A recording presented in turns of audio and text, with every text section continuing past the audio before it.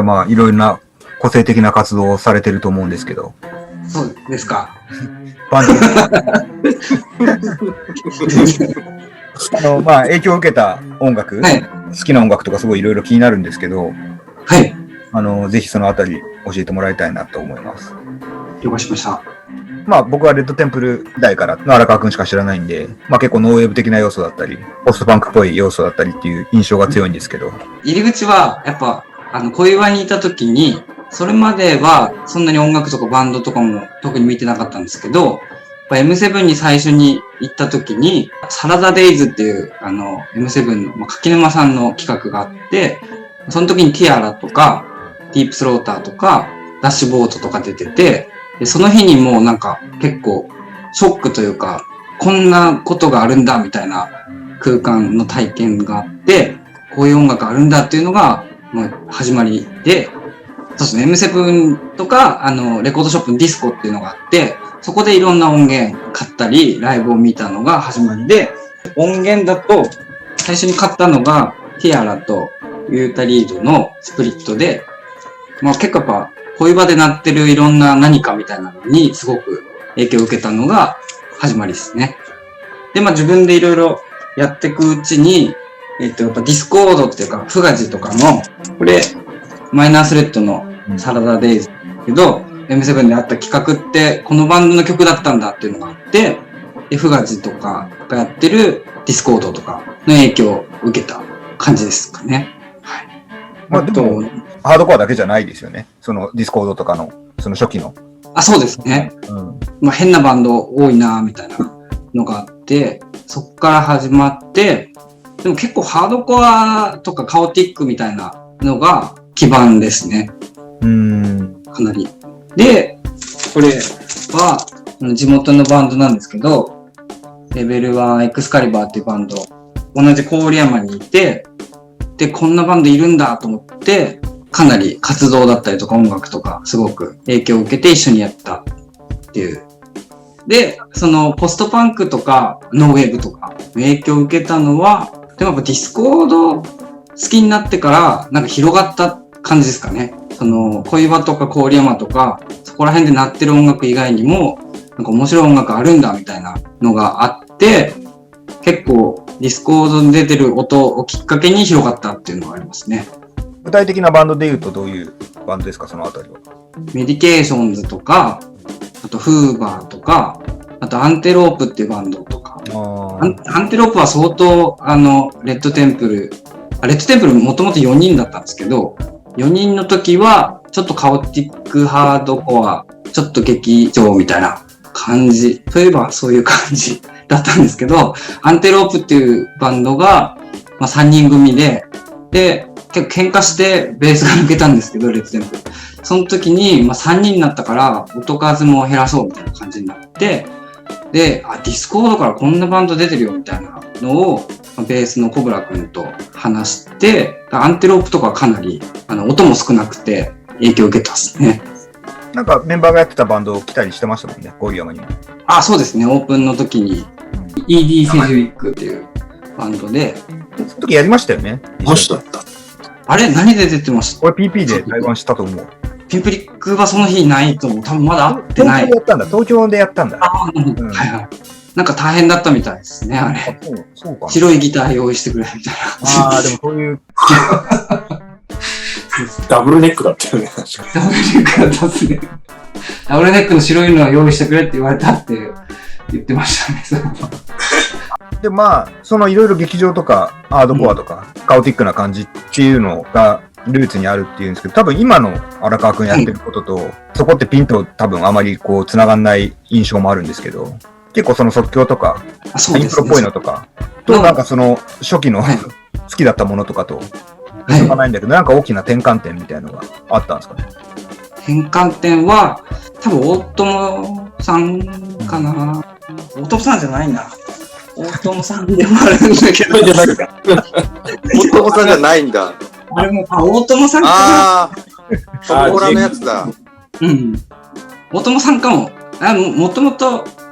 即興みたいなところの入り口は、ハリアさんっていう人がいて、東京で活動してるんですけど、ハリアさんっていう人に、なんか即興やってみないみたいな感じで言われて、で、まあ、ハリアさんと郡山で即興のイベントを1年、2年ぐらい一緒にやったりして、ちょっと興味持って、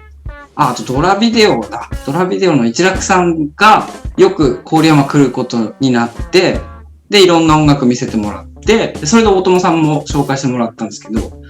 で、大友さんといろいろやってて、最初はなんか俺もノイズとかインプロみたいなのよく分かってなかったんですけど、で、そういう人たちと一緒に演奏したりとかしていくうちに好きになってったんで、大友義秀さんと一楽さんかなが結構転換点だったかもしれないですね。ハリアさんか。で、そうしていくうちに、この GX とトムコラの工作なんですけど、で、GX っていうバンド自体の活動がもうそう、いろんな人と、フリージャズだったり、即興の人と一緒にやったりとかしてて、めちゃくちゃ面白いなと思って、でもなんかもう、根っこにあるのはパンクみたいなのがあって、すごいかっこいいみたいな。で、こう、ハードコア劇場期から、なんか、一気に変わったのはこの GX とかの影響はかなり大きいですね。すいません、ちょっと脱線するかもしれないですけど、郡山ってそういうノイズとか即興の土壌っていうか、もともとやってる人っていたんですか？多分いないんじゃないですか。いても、もしかすると家でやってるとか、そういう人が多分多そうな、これめちゃくちゃ偏見ですけど、なんかそんなイメージが、黙々と人に見せるとかそういうんじゃなくて、自分の音楽みたいなのを多分こもって家でやってる人はもしかしたらいるかもしれないんですけど、知り合いではいないですね。荒川くんみたいな人がいて、こう、ティッシュボックスやってるんだけど、そこはなんか、繋がんないというか、そもそもいるのかっていうところもあるんですけど、あまり出くわしたことはないってことですよね。あ、そうですね。実は好きでしたみたいな人も、たまにお店に来たりするんですけど、そういう人はいるかもしれないですね。やっぱ、大友さんとの出会いで、今のちょっとこう、インプロとかエクスペリメンタルな感じが、こう、自分のものにできるようになった感ってありますやっぱ。そうですね。だいぶ、なんかやっぱり、大友さんはなんか同じ感じで接してくれて、ドラビデオもそう、一楽さんもそうなんですけど、なんか、俺は大御所だぜみたいな感じがなくて、で一緒にやろうよみたいな感じで接してくれて、なんか音楽みたいなことが、音楽しかないのかもしれないぐらい、なんか音楽だけでつながる感覚があって、そういう面でも影響を受けましたね。で、それで、レッドテンプのサウンドも変化したってさっき聞いたんですけど、初期は結構、さっきも言ったけど違うようなサウンドで、その大友さんとかの影響で、レッドテンプルのサウンド自体も変化していったっていう。そうですね。そうかもしれないですね。なんか、そうじゃねえのかな。そうじゃないかもしれないですね。そこら辺は自分でも謎ですか？明確に覚えてないっていうか、変えようと思って変えたって感じでもない？そうですね。結構、なんか、どんどん弾きたくなくなってきちゃって、ギターを、なんか、弾きたくなくなっちゃったですね。途中から。なんか、即興とか、興味持ったのもあるんですけど、なんか、そういうところから変わってったのですかね。変わったきっかけは、多分、影響を受けてるのは、その大友さんから始まって、フレットフリースだったり、GX のとテリー X もなんか弾いてんだけど、なんか七分丈のハーパンの方が気になるぐらい、なんか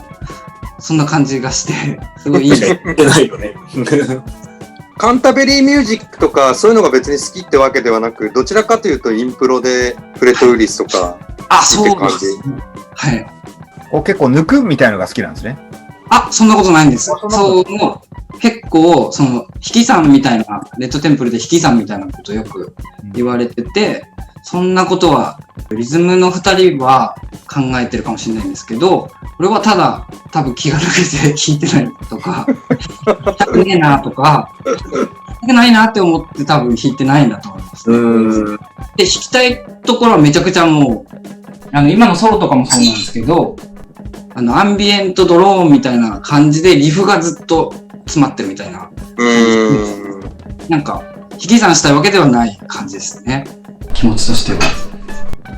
ジョン・ケージとかの音の鳴ってないやつとか全然興味ない感じですね。鳴ってねえじゃんっていう感じです。そういう感覚ではないと。そうですね。そういう風にくくられるのはすごい嫌だなと。そんなこともないですけど、そういうか、どっちかっていうとそうかもしれないですね。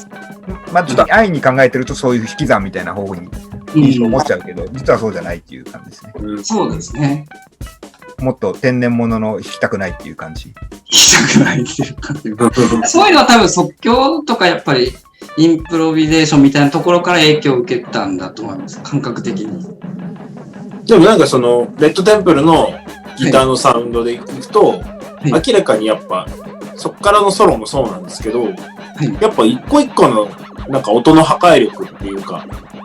その音のインパクトっていうのがやっぱどんどん強くなってる印象があります。なんかすごい。偉そう。いやいやいや嬉しいですね。なんかまあそんな感じですかね。